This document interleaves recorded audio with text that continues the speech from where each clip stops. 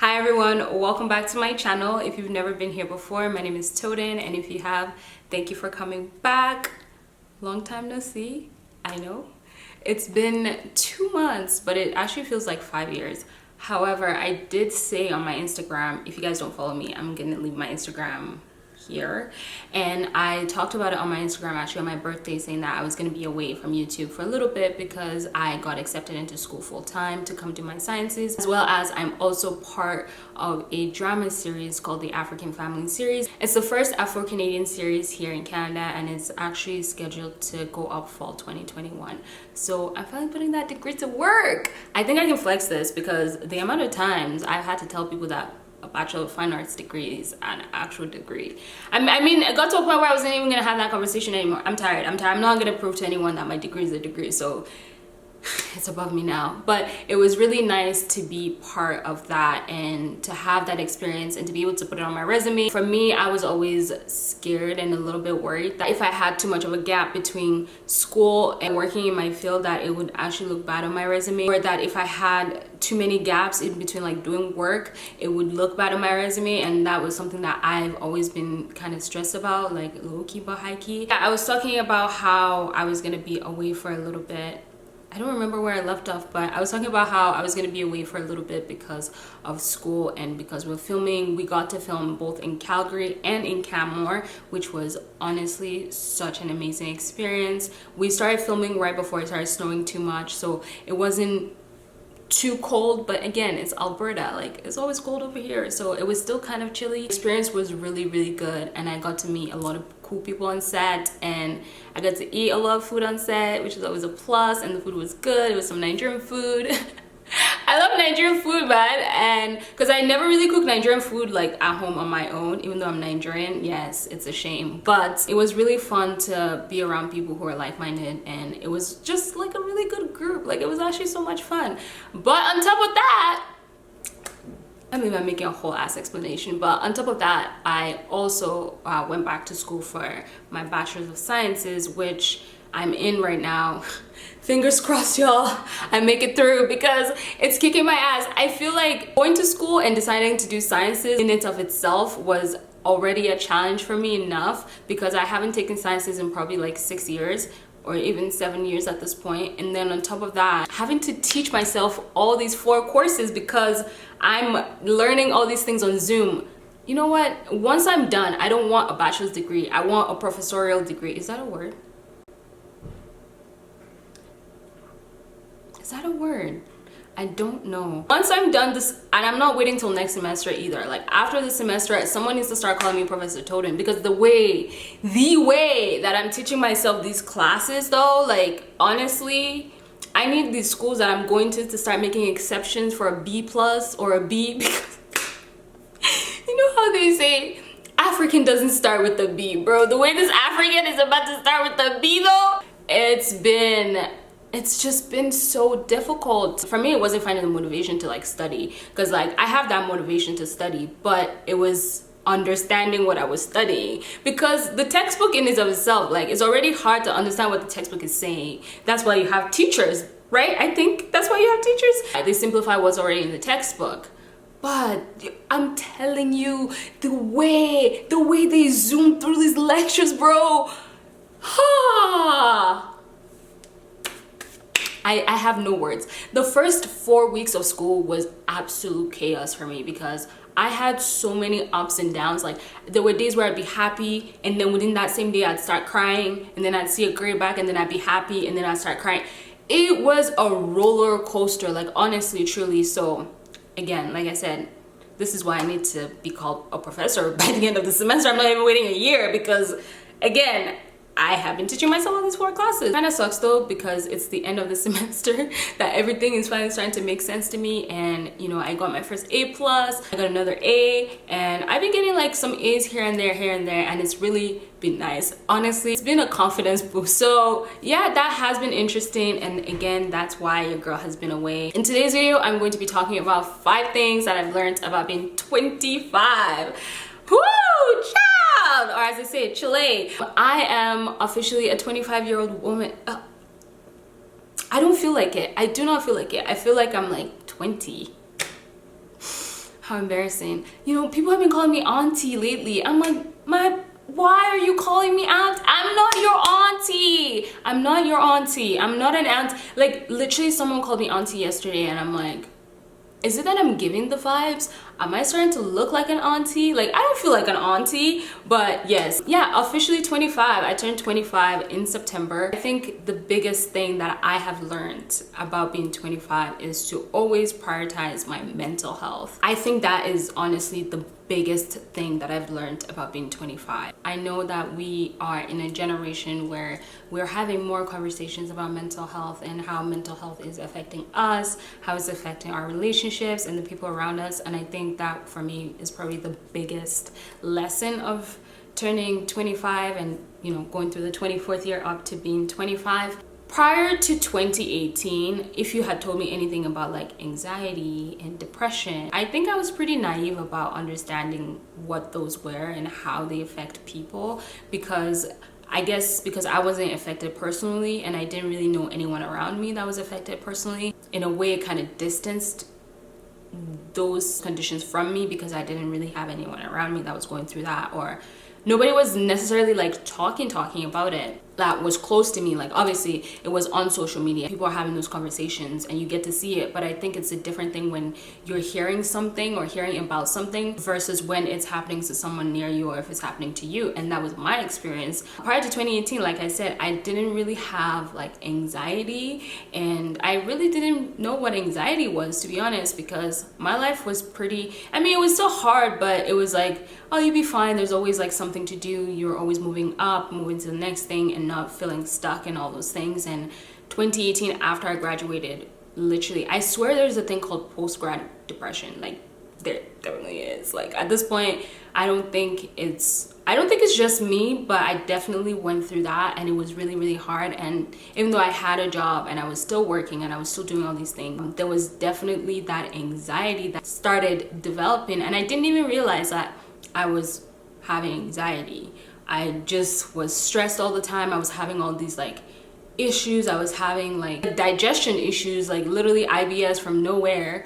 And it was very interesting, to say the least. And 2018 kind of like passed, and towards 2019 was when I actually started having like full-blown anxiety. Like, I was literally having anxiety attacks. And I mean, like, it's hard, and I know it's hard to believe because I don't know how to say it, because I guess I don't really come off that way in real life, or I don't really lead with that because I never really talk about it. This is probably like my first time literally talking about it on my YouTube, and unless like people are in my like closest circle of friends, nobody really knows that I do have anxiety and I feel anxious from time to time, and sometimes it's like really, really bad. It gets to a point where it feels so debilitating, and I still will do stuff. And that's the thing about me, like, I would still do things despite feeling anxious. And I'm not saying that because I'm like, oh, here's your cookie for doing stuff despite being anxious. I'm just saying that it made it harder for me to realize that I was having anxiety because I was still being productive. So just because someone is productive doesn't mean they could not be having anxiety or like having those problems. And it wasn't until I actually went to a doctor and she was like, ma'am, you have severe anxiety and mild depression. I was like, mild depression? Oh, okay, that's not that bad, you know, we could work with it. And when she said severe anxiety though, I was like, is that lady coming in?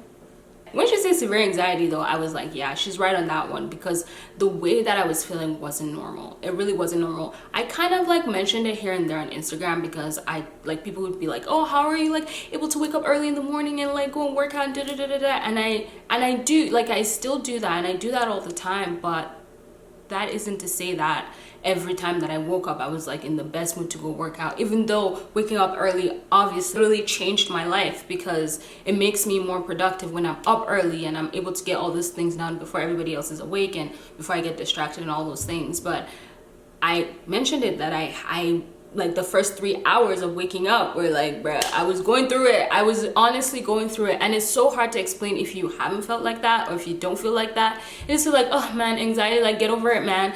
And honestly, I'm not gonna lie, that's how I kind of thought about it too. I'm like, oh, it's just being anxious. Like, you can just like pray and like pray it away. It's like, yeah, you can pray, but I mean, sometimes you can pray it away and sometimes not. So I think it was really important for me to realize like what triggers my anxiety, and to not necessarily like stay away from it, but naturally my kind of personality that I have, I would love, absolutely love to stay away from it. I think what really helped me was going to therapy, which I also mentioned in my video when I talked about turning 24, that I had just like, I hadn't just started going to therapy. I'd been going to therapy for a little bit because I realized that I became like hypersensitive, and I'm already a naturally sensitive person. And I know I'm sensitive, but it was like a new level of being sensitive that I hadn't experienced before. I felt like all my emotions were heightened and I was just feeling things too deeply. Like honestly, like sometimes I would just be hurt, and you know, like you get hurt, but then you get hurt. And I was just feeling hurt. So I had to go to therapy, and it really helped because I had a great therapist. In the summertime, one thing that I realized that helps me a lot was breathing and meditating. And honestly, it was funny because I remember when I initially started meditating, my mind would just be going everywhere, and sometimes I would actually like fall asleep. I thought it was cute that I was falling asleep while meditating. It's like, oh, I'm just gonna think about nothing. She's out for another 1 hour. That was really helpful, having a therapist, meditating, breathing.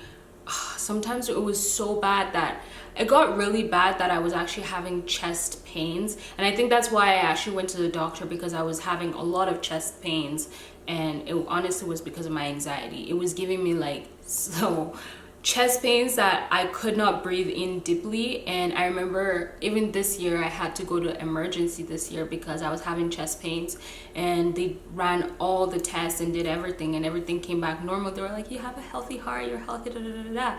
But I'm like, then why do I always feel like I'm dying low-key? Like, what's going on? And I think part of it was like whenever I feel like triggered, like if something is triggering that anxiety, then if I'm not panicking about it like physically, then I guess my chest just starts hurting a lot. They literally did all the tests for me. Like they went through the x-rays, they did everything. They literally did everything, EEG, everything. They did everything. So everything came back okay. And they were like, if you keep having these chest pains, like you have to come back, we have to keep checking you and stuff like that. But thankfully I haven't had those chest pains in a while. Because there are just some things that trigger it, and even some conversations trigger it. And I think, yeah, I try to stay away from those things that cause me to be that anxious. It's not like I'm running away from it necessarily, but I just think it's in my best interest to not have conversations that have to do with those like specific topics or like people or like whatever it is that triggers it for me.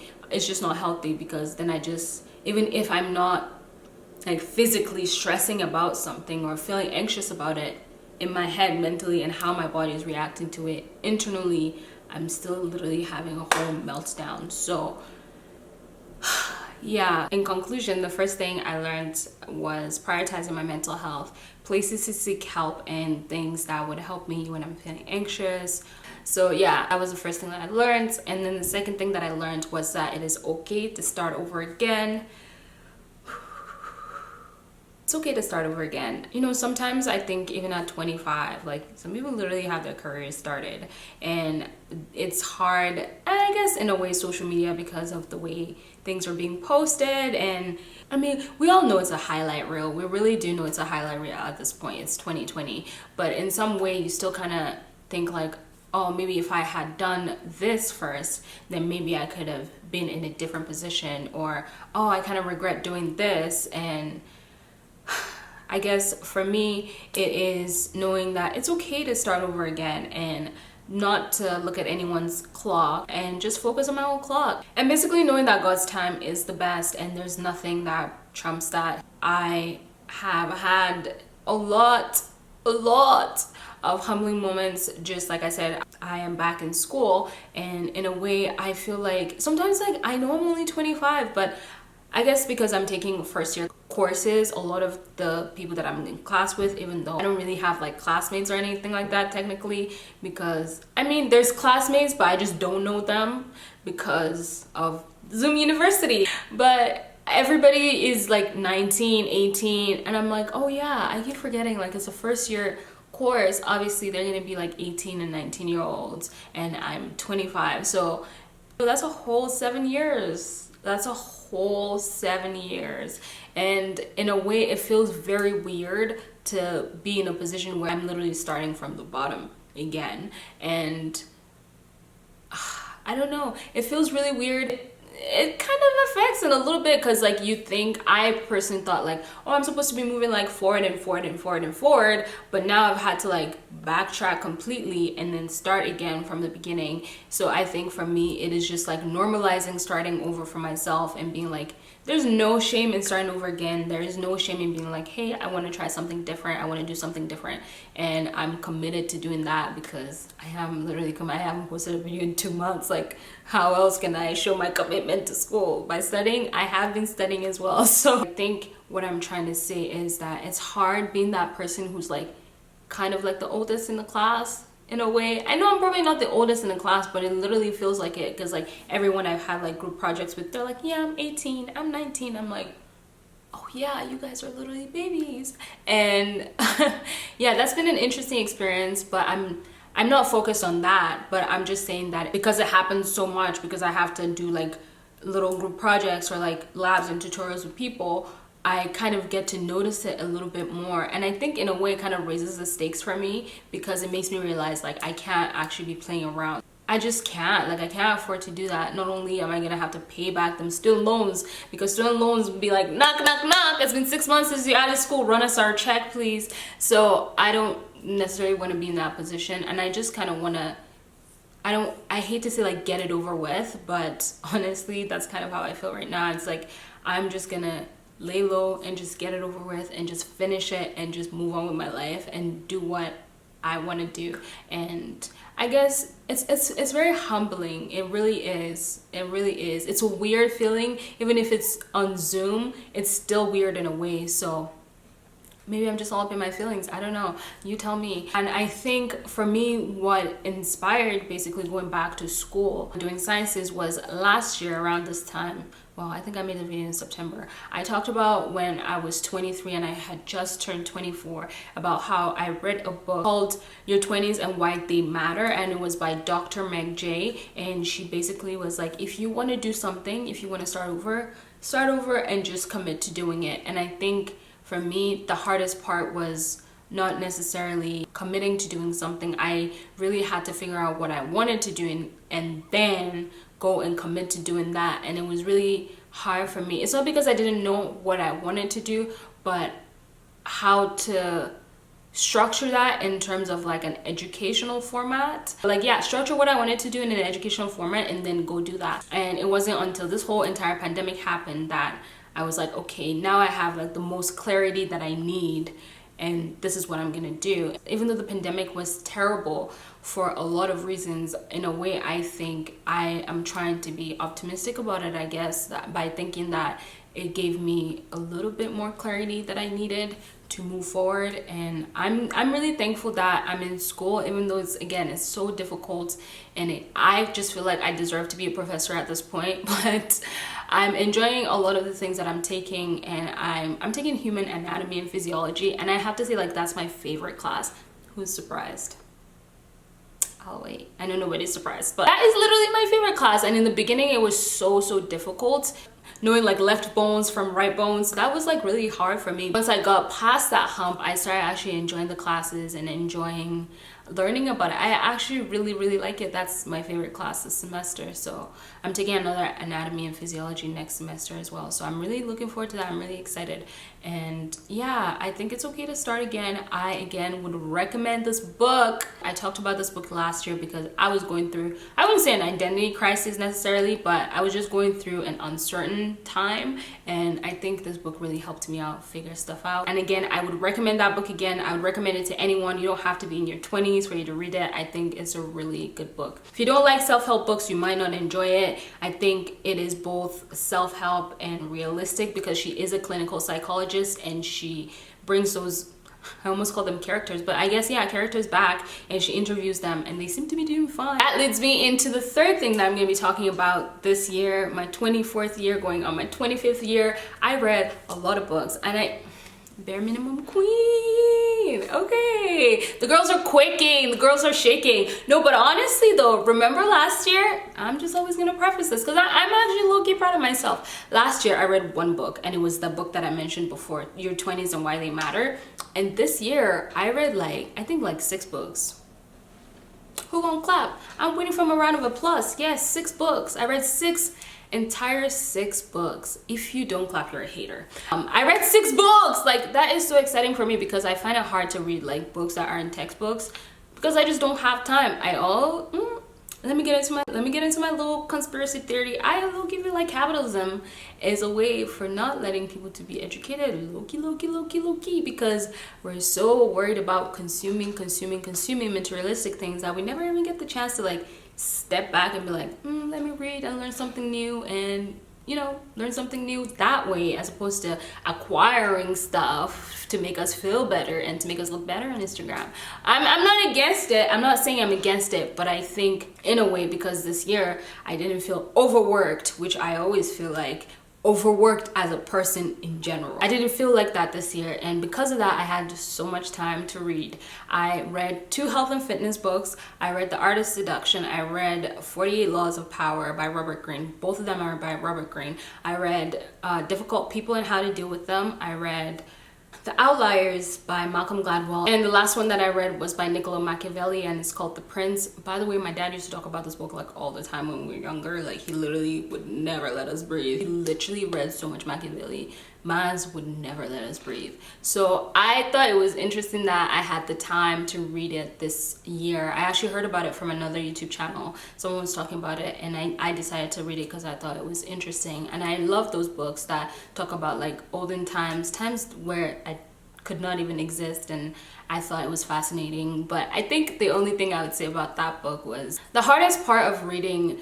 The Prince was the words. Some of the words I didn't know what it meant. I really didn't know what it meant. I literally had my phone in my hand and I had my iPad, and as I was scrolling and reading, I was on my phone going on the dictionary trying to figure out what these words meant, synonyms for the word, how to use them in a sentence, because I just didn't know what those words meant and I had never seen those words before. So that was an interesting experience. I think that made reading the book longer just because I had to Google those words often.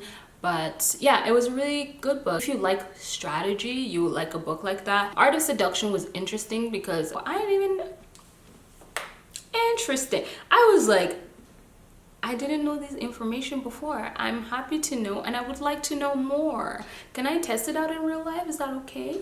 I feel like Art of Seduction is, I just feel personally from me, I feel like those are things that people do anyways, but I don't think I personally didn't think, I wasn't aware of it on that kind of level. I didn't know that was what I was doing, but that's what I was doing. It was interesting to be read and buy a book, and then you read the book that's reading you back. And I really actually enjoyed the book. 48 Laws of Power, it was also a good one. I don't know why I was reading those books, y'all. I was having a I don't even think it was a phase. I think I was just curious. That's why I was reading those books, because I had never read anything like that. I usually read other kind of books, fun, light books, but those were not light. Out of all the ones that I mentioned, my favorite book was actually The Outliers by Malcolm Gladwell, and that one was such a good book. It was so good. It was so good. Basically, it talks about people and their work ethic, and it talks about people and different kinds of intelligence that people can have. So some people are book smart, some people are more street smart, basically,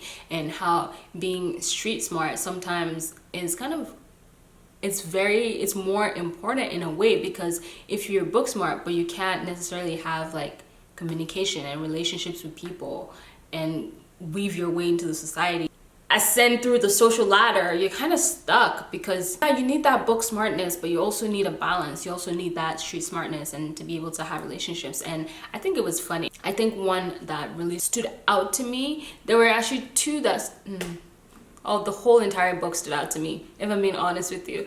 But one of them was talking about work, and how for work to feel satisfying, it has to have 3 components, and the 3 components were autonomy, complexity, and a connection between reward and effort. And I thought to myself, I was like, these are things that I want, but I never really understood how to put my thoughts into words it just made it so clear. I was like, yes, yes, yes. I was reading that whole entire book and I feel like my mind got blown. The argument in the book was that geniuses aren't just like made, that they have a series of things that basically happen in their lives that lead them to that position of being a genius, of being successful. And for Bill Gates, it was the fact that he had access to computers and he just practiced all the time, getting his 10,000 hours in and just having these opportunities. Like one opportunity led to another opportunity, which led to another opportunity. So it's basically opportunity, a little bit of luck, and knowing people, and that's how people actually become successful.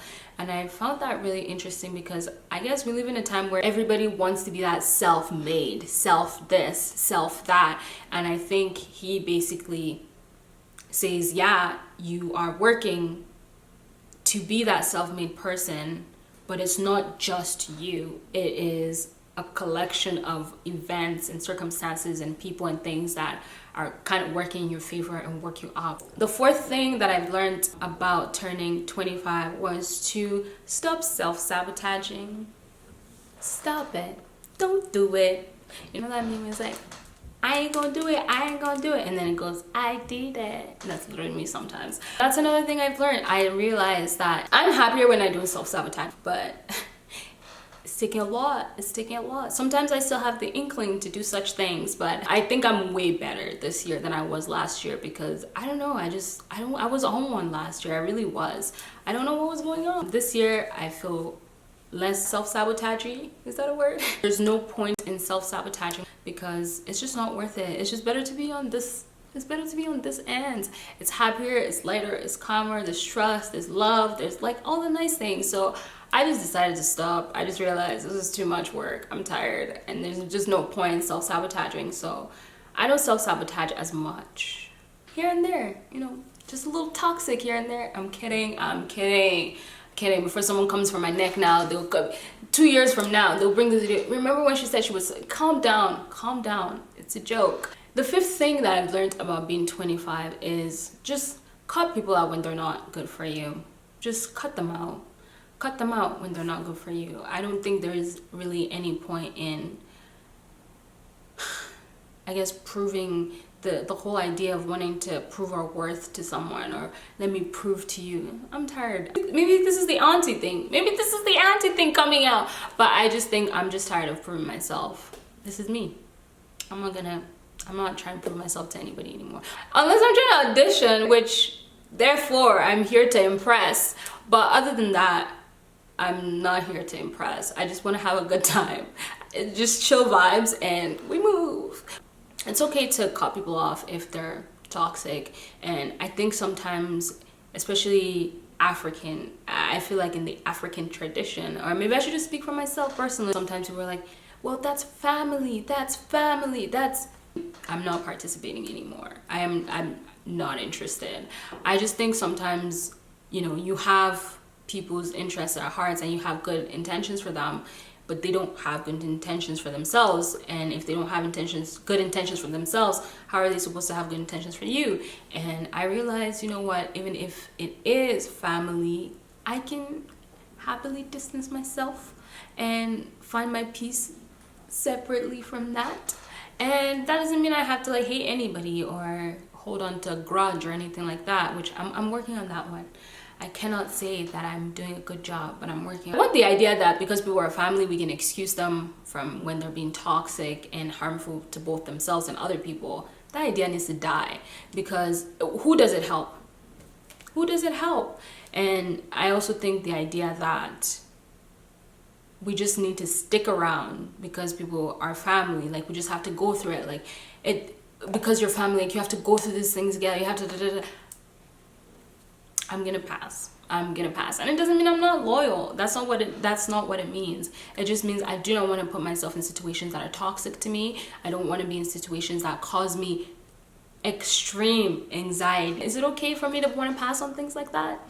I think it's okay for me to want to pass on things like that. And I think for me, it's ridding myself of the guilt that I feel about cutting people off that are supposed to be family. I don't want to do it anymore. I'm not gonna be guilty for doing what I do, because, and I don't see, that was the other thing. I always felt like I needed to defend myself. It's like, oh, this is why I'm doing it, and I had to explain myself to like everybody else. Now I realize I really don't owe anybody an explanation. The only person I owe an explanation is God, and me and God, we're good. So on that note, I'm thankful for the little things that I was able to do despite it being in a pandemic. And I'm thankful that my mental health didn't go down the drain with the pandemic, that it actually kind of got better with the pandemic. And yeah, that is pretty much it for this video. I hope you guys enjoyed it. I clearly enjoyed making this video because I've been talking for like 4 hours now. So I really enjoyed making this video. I hope you really enjoyed it. I want you guys to check out those books that I talked about. Art of Seduction by Robert Greene, 48 Laws of Power by Robert Greene, The Prince by Niccolo Machiavelli, and the last one was The Outliers by Malcolm Gladwell. I'm not really talking about the fitness ones because I don't really know if anyone really cares, so I'm not going to talk about those ones. But yeah, that was pretty much it. I hope you guys enjoyed this video. Like I said, if you guys want to follow me, I am on Instagram. I post about my workouts all the time, and I really enjoy posting about that. I got my personal training certification this year too, so that's been exciting. I learned a lot doing that, and I just had a good time. So go follow me on my Instagram. Also, if you enjoyed this video, don't forget to like, comment, and subscribe, and share this with your homegirls if you enjoyed this video. And yeah, I will see you in my next video. Bye!